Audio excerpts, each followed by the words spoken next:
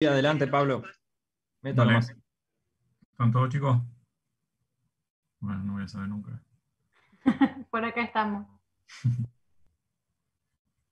Bueno, el práctico de radiología consiste en tres partes. Vamos a dar esta parte introductoria, por ahí un poquito la más en volante, que vemos física, algo de rayos X, la protección y algo de interpretación.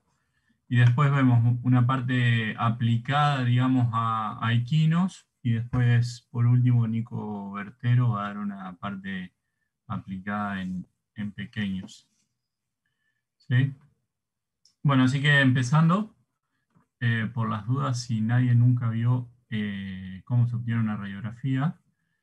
Dentro de todo, la radiografía es una técnica diagnóstica bastante rápida, ¿sí? Para realizar con respecto a otros métodos de diagnóstico complementario, por ahí como uy, se me mueve solo esto, como una ecografía o como, no sé, una centellografía que requiere mayor preparación y demás. Esto es básicamente como sacar una foto, ¿sí? Eh, entonces obtenemos una imagen radiológica, que lo que hacemos es interponer el cuerpo entre la fuente emisora de rayos X, que en esta foto es el aparato amarillo que tiene el señor, y la película de rayos, que por ahí lo van a leer como, o escucharnos nosotros hablar de película, de chasis, de receptor. Ahora con los equipos digitales se le dice flat panel también, y bueno, distintos nombres tiene. Bueno, empezando el primer tema de física del diagnóstico radiológico, hablando de las propiedades de los rayos. Bueno, hay muchas cosas que vamos a pasar porque van más allá de lo que nos interesa a nosotros. Estuvimos hablando con Nico Bertero de por ahí no meternos tanto. Después de esta clase no hay que van a salir radiólogos ni nada de eso, ¿eh? Después sí, al que le gusta, al que quiera hacer, está diagnóstico por imágenes, y al que se quiera dedicar a esto, hay cursos de posgrado y demás para seguir, y el que no quiere hacer curso, en todos los libros pueden encontrar esta información. No hay nada que nosotros no hayamos inventado ni nada, está todo escrito. Bueno, es un tipo de radiación electromagnética, son invisibles, por ahí para aclarar que después vamos a ver que con respecto a la protección de los rayos X nos tenemos que proteger de algo que no vemos, ¿sí? Por eso por ahí resaltamos esa propiedad. Son eléctricamente neutros, es decir, que no nos va a dar una descarga un rayo X. Pueden viajar al vacío, que es algo que diferencia con el ultrasonido, con la ecografía, que creo que van a ver la semana que viene, que necesitan de un medio, digamos, para difundir el ultrasonido. El rayo X puede ir en el vacío. Y después, estas cuatro, que voy a entrar un poquito más en detalle, van a ver en los Power que está escrito amarillo, tal cual está acá, y se los voy a ir explicando. La primera dice que se produce por interacciones de ánodo-cátodo, ¿sí? ¿Qué significa eso? Dice que cuando los electrones chocan contra un metal a gran velocidad, es ahí cuando se producen los rayos X. ¿Cómo pasa esto? Este es el dibujito que vimos antes, ¿sí? Que tenía el equipo amarillo, este que tenía el señor, ¿sí? La caja del tubo, con el tubo de rayos X adentro. En el interior tiene esto, ¿sí? Que bueno, tiene esta forma y este vidrio por cosas particulares que no nos interesan ahora a nosotros, pero lo que nos interesa es saber que tiene un cátodo, ¿sí? Que cuando nosotros accionamos se produce una nube de electrones, acá alrededor, ¿sí? Que tienen carga negativa. Pero nosotros dijimos que vamos a necesitar, ¿sí? Que que se produzca el rayo X, esos electrones tienen que chocar con un metal. ¿Y cómo hacemos eso? Y vamos a generar una diferencia de voltaje, es decir, estos electrones con carga negativa se van a dirigir al ánodo que tiene carga positiva, ¿sí? Y ahí se va a producir el impacto, el choque y por ende la producción del rayo X, ¿sí? Este un poquito más esquemático, bueno, está puesto al revés que antes, pero acá está el filamento, ¿sí? El cátodo que produce la nube de electrones y que va a ir hacia el ánodo que lo choca, y se van a producir los rayos X que van a salir, ¿sí? Como ven acá. No sé si se ve el mouse, ¿se ve el mouse? Sí. Hay que poner... Se ve, Pablo, pero tal vez el puntero se ve más sobre lo blanco. Dale, vale. Puntero láser, nada más. Y ahora no avanza más. Ahí está. Bueno, esa definición o esa explicación de cómo se producen los rayos X media rápida, simplemente la describimos para entender estos dos conceptos de miliamperaje y kilovoltaje o kilovolt potencia, ¿sí? El miliamperaje determina la cantidad de electrones que alcanzan el ánodo. Es decir, cuando nosotros aumentamos el miliamperaje en nuestro equipo, lo que estamos haciendo es producir una mayor cantidad de electrones acá a nivel de filamento. Eso nos va a estar dando la cantidad de rayos que vamos a producir. Mayor miliamperaje, mayor cantidad de electrones. Bueno, algunos equipos se puede medir el miliamperaje, se puede modificar el miliamperaje, otro el tiempo durante el cual se están produciendo los rayos. Va más allá de eso. Lo que quiero que sepan es que con el miliamperaje determinamos la cantidad de electrones que se producen en ese filamento. Y el kilovoltaje es la velocidad que alcanzan esos electrones antes de impactar en el ánodo. Este era el ánodo, la velocidad que alcanzan acá. ¿Y cómo hacemos darle mayor o menor velocidad? Con mayor o menor diferencia de voltaje. Dijimos que los electrones negativos iban a ir al cátodo, acá, al ánodo, perdón, que es positivo, y si nosotros generamos una mayor diferencia de voltaje, van a ir con mayor velocidad. Si chocan con mayor velocidad, van a salir con más potencia. Es por eso que si salen con mayor potencia, por haber tenido mayor velocidad, va a tener una mayor capacidad de penetración en los tejidos, ¿sí? No sé si se entendió ese concepto. Y si se entendió, seguimos. ¿Sí? Estos tipos de equipos, un poco para tener cultura nomás, por ahí lo que hacemos aquí no utilizamos estos equipos portátiles. ¿Sí? La desventaja es que por ahí sí son más portátiles, más móviles, pero son de menor potencia.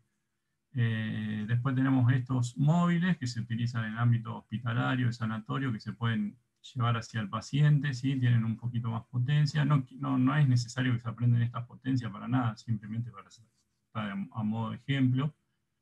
¿Sí? Después, por ejemplo, tenemos equipos fijos, como este, un equipo que está en Europa, ¿sí? Que tiene una grúa, que se pueden poner en la posición que nosotros querramos, con un montón de potencia, sacar la imagen que nosotros quisiéramos.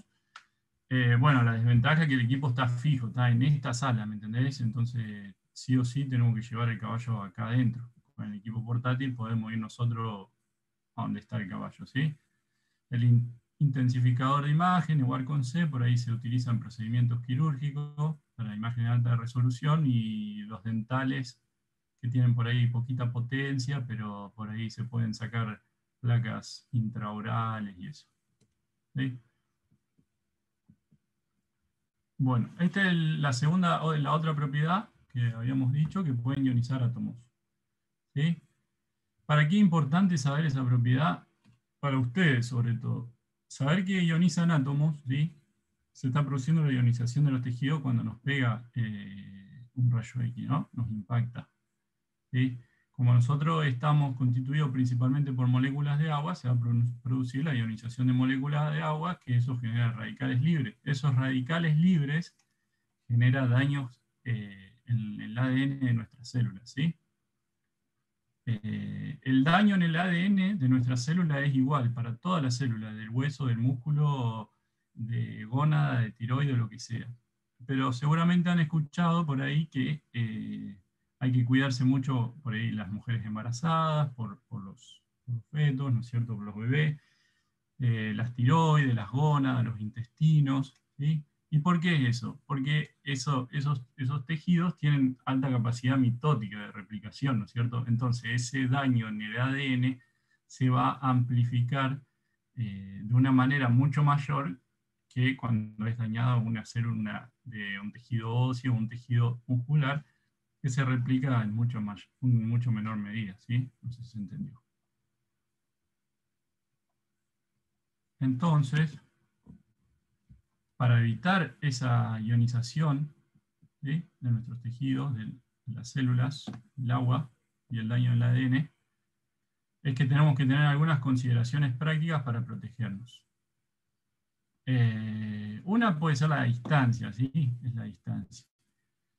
Esto es muy importante saber, acá hay un cálculo que no es necesario que sepan obviamente, pero lo que dice básicamente es que si nosotros, por ejemplo, sacamos una radiografía con 100 rayos y nos colocamos una distancia de 125 centímetros, que es una distancia normal que generalmente se coloca del equipo, ¿cuántos rayos llegarían si nos colocamos a mitad de distancia? Bueno, se resolvieron todo esto y obtuvieron que si vamos a mitad de distancia vamos a tener 400 rayos y no 200. Lo digo de una manera mucho más sencilla, es que la intensidad se incrementa por 4 y no por 2, ¿sí? Si nos acercamos a la mitad. Esto es porque responde a la ley de la inversa al cuadrado. Lo que quiero decir de una manera mucho aún más sencilla es que alejándonos un poquito es muchísimo menor la cantidad de rayos que nos van a impactar, ¿sí? Entonces la distancia es un factor muy importante a tener en cuenta a la hora de protegerse, ¿no es cierto? Luego el tiempo otra cosa importante, en la cual principalmente se habla de lo que es el tiempo acumulado, ¿no es cierto? No es que se va a pasar algo, les va a pasar algo porque alguna vez estén sosteniendo un chasis o se saquen una radiografía, les va a agarrar un tumor. El problema es el tiempo total acumulado, ¿no es cierto? Es por eso que por ahí el libro hace la analogía con el cigarrillo, con los fumadores. Si ustedes fuman un cigarrillo en toda su vida o un cigarrillo cada 6 meses, la probabilidad que le pase algo es prácticamente nula, ¿sí? Ahora, si fuman 2 o 3 atados por día, ¿sí? La probabilidad es mucho mayor. Lo mismo pasa con los rayos, ¿sí? Si estamos todo el día expuestos a una radiografía atrás de la otra, sí, tenemos que tomar otras protecciones que nos ayuden, ¿sí? Una de ellas, por ejemplo, es el blindaje, ¿sí? Acá tenemos diferentes tipos de blindajes. Se utilizan paredes plomadas, puertas plomadas, guantes plomados, delantales plomados, cubre tiroides y lentes, los lentes son plomados también, 0,5 milímetros de plomo. ¿Sí? Y hay otros dos que se los muestro acá, que son los filtros. El filtro es una membrana de aluminio, si no les miento, que se encuentra dentro del equipo de rayos. ¿Sí? Lo que hace es absorber los rayos de baja energía. Es decir, cuando nosotros colocamos, bueno, el kilovoltaje y el miliamperaje que nosotros queremos hacer para esa radiografía, no todos los rayos se van a producir a esa intensidad. Muchos se van a producir a una potencia un poquito menor y otros a una potencia mucho menor. Esos rayos que salen con baja potencia no nos van a servir para la generación de imagen, pero sí son rayos que impactarían en el paciente, impactarían en los ayudantes, la radiación secundaria en nosotros, alterarían la imagen, entonces no sirven. Y como no sirven, este filtro hace que directamente no salgan del equipo, ¿se entiende? Y por el otro lado está el colimador. Acá está el colimador, ¿sí? Lo que hacemos con el colimador es esta ruedita que ven acá, hay una acá y otra acá al costado, ¿sí? Lo que hacemos es delimitar, ¿no es cierto?, la ventana, podríamos decir, donde van a salir los rayos X primarios, ¿sí? Lo que van a impactar directamente.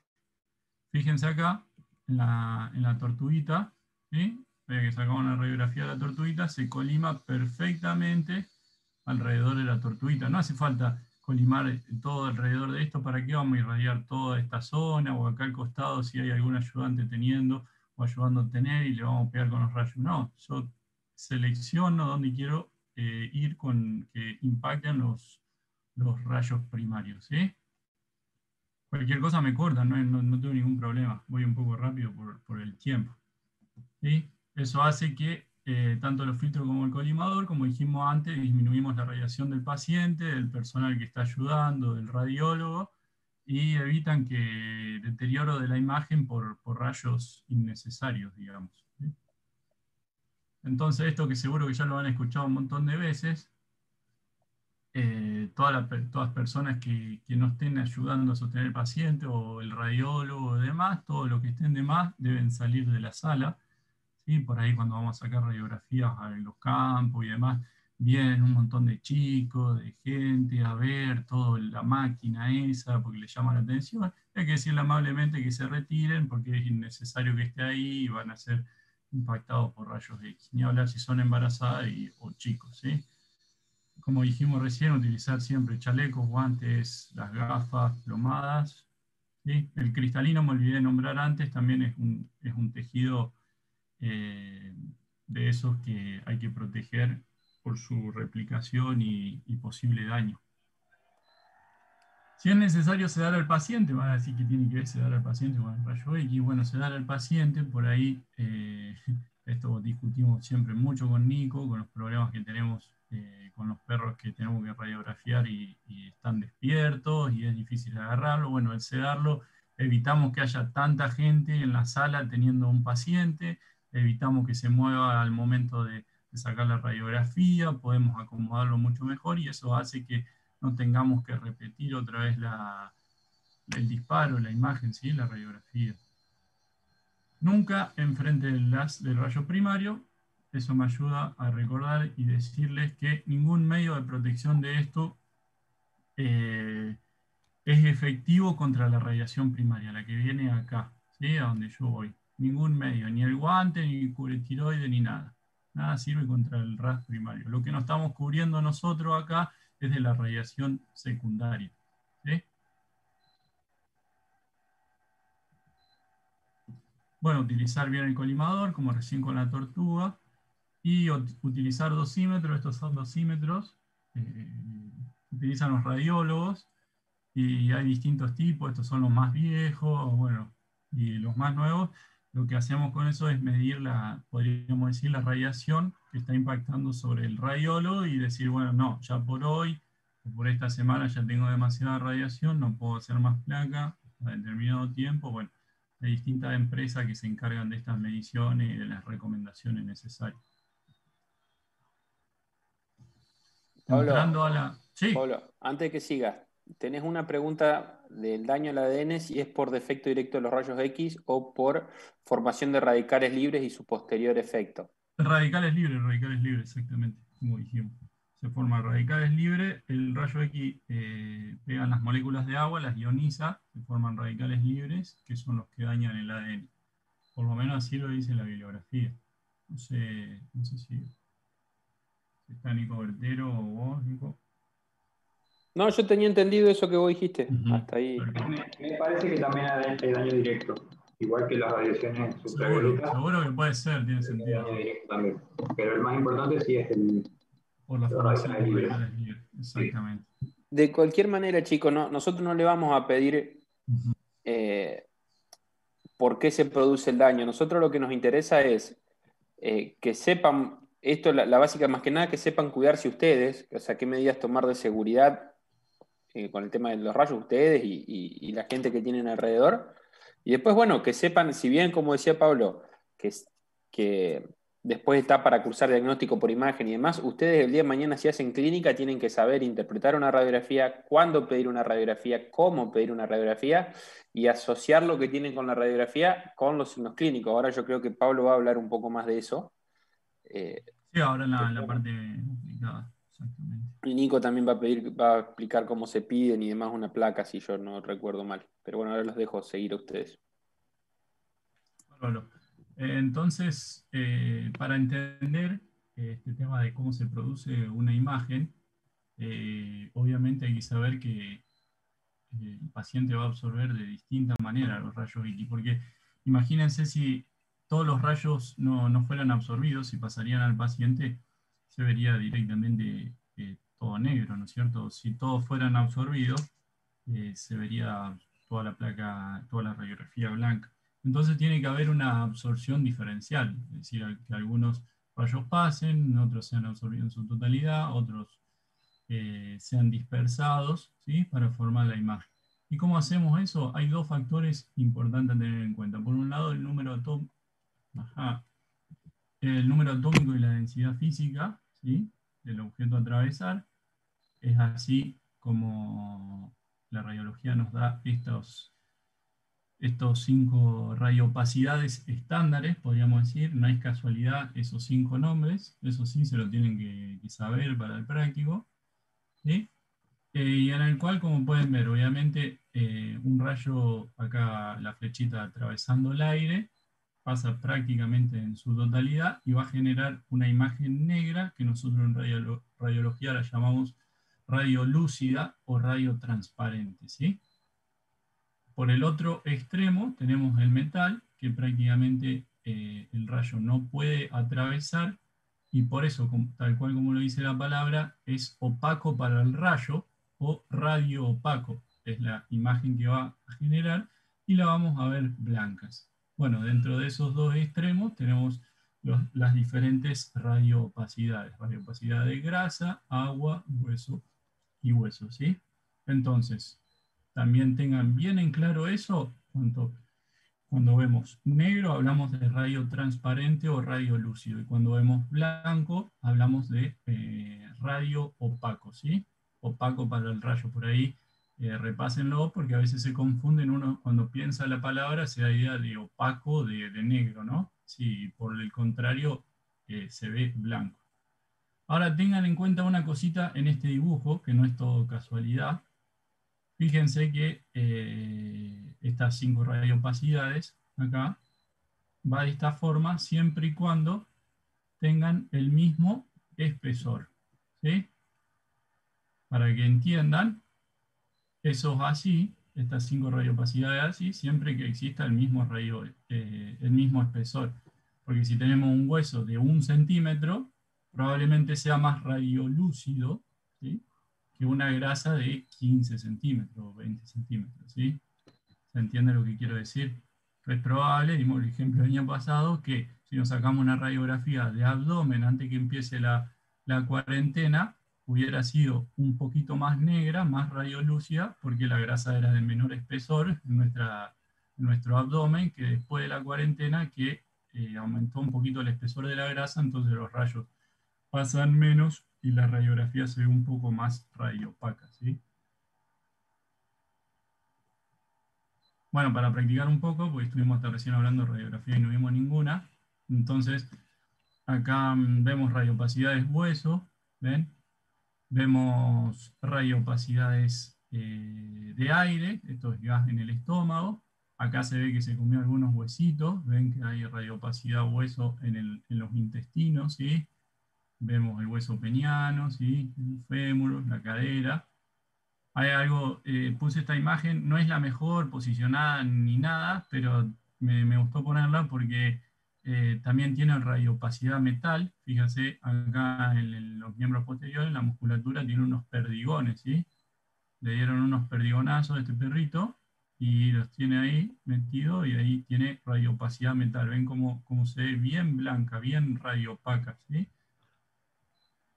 Otra cosa que le quería aclarar es que esta radioopacidad agua, ¿sí?, no es solo, digamos, líquido propiamente dicho, podríamos decir sangre, orina, trasudado, sino involucra radioopacidad agua todos los órganos que tienen alto componente en agua, por ejemplo, músculo, cartílago, fascia, tendones, los órganos parenquimatosos, ¿sí?, entrarían ahí en radioopacidad agua, ¿sí? Así que es muy importante. También es importante saber estas 5 radioopacidades estándares, porque cuando hablamos entre colegas, por ejemplo, hablo con Nico, che, Nico acá, yo veo una estructura de 2 milímetros, no le puedo decir, no, un poquito más oscuro que el hueso, pero más claro que el aire, pero un poquito gris. No, le tengo que decir de radioopacidad hueso, de radioopacidad agua, ¿sí? Y acá otra radiografía de un nudo, de una articulación metacarpo-falángica de un equino, ¿sí? Metacarpo, sesamoide, primer falange. En lo que puede ver algo muy importante, que siempre le preguntamos en todos los exámenes, es que el cartílago no se observa radiológicamente, ¿sí? Es radiolúcido en una radiografía, ¿sí? No es que está el metacarpo flotando arriba de la primer falange, ¿sí? Acá se encuentra el cartílago articular, que radiológicamente no lo podemos ver, ¿sí? Es radiolúcido. El cartílago articular es radiolúcido.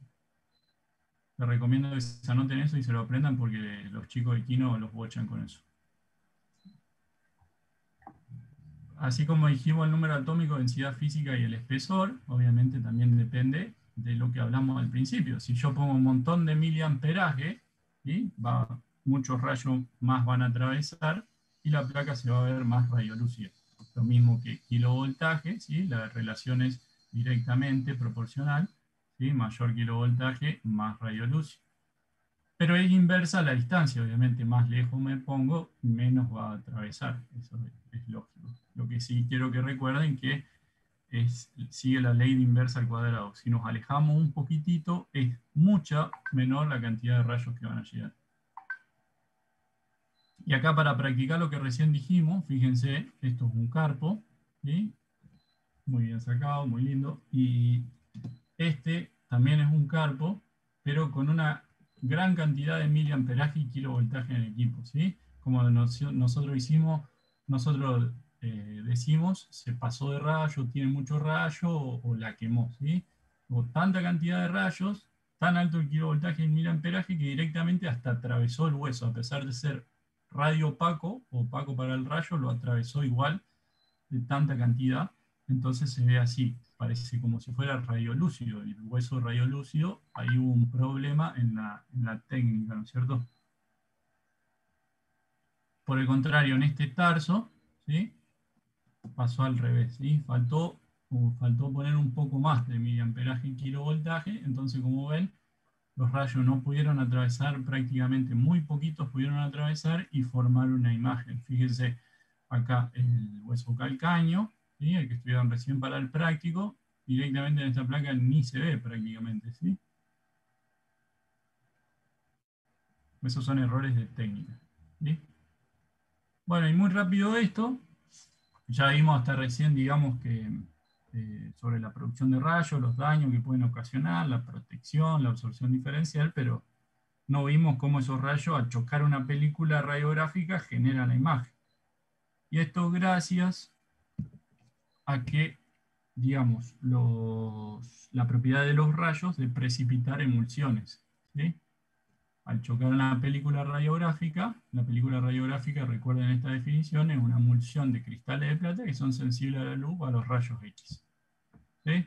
Entonces, cuando son chocados en ese chasis, en esa película radiográfica, por los rayos X, se sensibilizan y precipitan, y listo, hasta ahí terminó nuestro trabajo con el paciente. Luego nos vamos a procesar la película a un cuarto oscuro, donde se revela, luego se hace la fijación, esta es manual, están los líquidos para revelar, para fijar y para lavar, ¿sí? Y ahí es donde vamos, eso se lo dejo para que lo lean después tranquilo y no demorarlos más. Esa es manual y también tenemos revelador automático, ¿sí? Que se ponen los líquidos y lo hace solo, ¿sí? Lo que quiero que sepan es que se hace en un cuarto oscuro, porque como dice acá, también es muy sensible a la luz, ¿sí? Eso es esa emulsión de cristales que dijimos. Entonces, en resumen, el grado de radiotransparencia o radiolucidez, o cuán negra, gris y blanca sea una placa, va a estar dada por esos cristales en la película que precipitaron. Que los cristales que precipitaron va a estar dado por la cantidad de rayos que chocaron en esa película y los hicieron precipitar. Y la cantidad de rayos que chocaron en esa película va a estar dada por la absorción que se dio o no en el paciente, ¿sí? La absorción diferencial, el kilovoltaje, el miliamperaje y la distancia que le dimos para obtener esa radiografía. Y esto creo que, bueno, no sé. Esto, una de las últimas propiedades que teníamos, y quiero que de nuevo leamos lo que es la película radiográfica. Entonces, una emulsión de cristales de plata que son sensibles a la luz o a los rayos X, ¿sí? Pero esa sensibilidad es mucho menor a los rayos X que a la luz, ¿sí? Entonces, ¿qué hicieron los tipos? Dijeron, bueno, que es conveniente entonces convertir esa energía de los rayos X que entran a la placa en luz, y que esa sea la que precipite los cristales, si es más sensible a la luz que a los rayos X. Entonces eso es lo que hicieron. Como dijimos, esto es posible gracias a que los rayos X provocan que ciertas sustancias se tornen fluorescentes. Entonces viene el rayo X, pega en la sustancia, en este cristal, se llama de tierras raras, se llama así porque los bioquímicos, los químicos los agrupan así en la tabla periódica, todos los elementos, viste que le ponen nombre, y bueno, a eso le pusieron así. Cuando pega el rayo X, emite una luz, ¿sí?, que nos va a impresionar en la película mucho mayor que un rayo X. Fíjese, esto le hice el año pasado por ahí para que se entienda. Ah, esto es el cosito. Un segundito, Nico, ya termino. Si viene el rayo X, solo impresionaría en esta parte de la película. Pero al aprovecharnos de esta propiedad, ¿sí?, de estas tierras raras, hacemos que el rayo X pegue en este cristal y impresione. Necesitaríamos todos estos rayos X para impresionar en esa parte de la película. En cambio, de esta forma, con un solo rayo X que genere que esta sustancia haga una fluorescencia, imprimimos todo esto. Y esto nos permite, como dice ahí, ¿por qué? Porque nos permite con menor cantidad de rayos X impresionar una cantidad mucho mayor de películas, ¿sí? Disminuir muchísimo, sobre todo el miliamperaje. Acá hay un videito de... Ay, no sé cómo sacar un videito del Nico. No sé si se vio la luz fluorescente, lo que hizo ahí en el video, se lo explico ahora que ya lo vieron. Abrió un chasis, una película, y le disparó con el equipo rayos X, y lo que hizo fue, digamos, emitir esa luz fluorescente que va a velar la película que hablamos recién, ¿sí? Lo paso de nuevo por si alguno se tildó.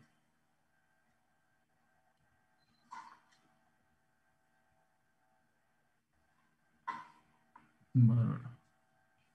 Y esto sí, lo último, siempre recuerden, en radiología mínimo hay que obtener 2 incidencias. ¿Por qué hay que obtener 2 incidencias? Porque la radiografía es una imagen de dos dimensiones de un objeto que tiene 3 dimensiones, ¿sí? En la radiografía solamente vemos la longitud y la altura, perdiendo la profundidad. Fíjense en este caso, un metacarpo visto de un lado, ¿sí?, con una incidencia dorsolateral pálmaro-medial, y este es el mismo metacarpo visto de otro lado, con una incidencia dorso-medial pálmaro-lateral oblicua, ¿sí?, que presentaba una fractura bastante importante, ¿sí? Pero si le hubiéramos sacado una sola, no nos hubiéramos dado cuenta. Este acá que se ve acá es el foramen nutricio, no es que era la fractura, este siempre se ve. Bueno, acá el príncipe William, el duque de Cambridge, explicando la importancia de las 2 incidencias. Porque lo que ocurre puede ser esto. Acá hay otro caso, perdemos, como dijimos antes, la percepción de la profundidad. Acá hay un perrito que da la sensación que se tragó un objeto de radiopacidad metal y se clavó un tornillo en la columna. Sin embargo, cuando obtenemos la otra incidencia que siempre hay que sacar, esta es yo creo que es una dorsoventral, puede ser ventrodorsal. Cuando sacamos un perfil, vemos que en realidad se comió el tornillo y el objeto de radiopacidad metal se encontraba arriba de la columna, probablemente sea un chip de esos que migró o algo por el estilo.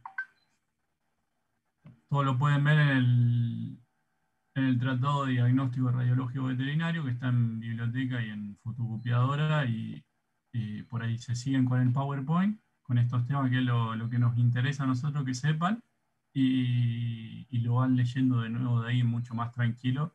La verdad que hice lo más rápido posible para no tenerlo hasta muy tarde. Y bueno, no sé si está, bueno, quién está de la cátedra, si seguimos con Equino o paramos de nuevo. Este es un perrito que se había trabado un patito. ¿En qué está el patito ahí? Ahí se ve el patito ahí adentro, y en la otra incidencia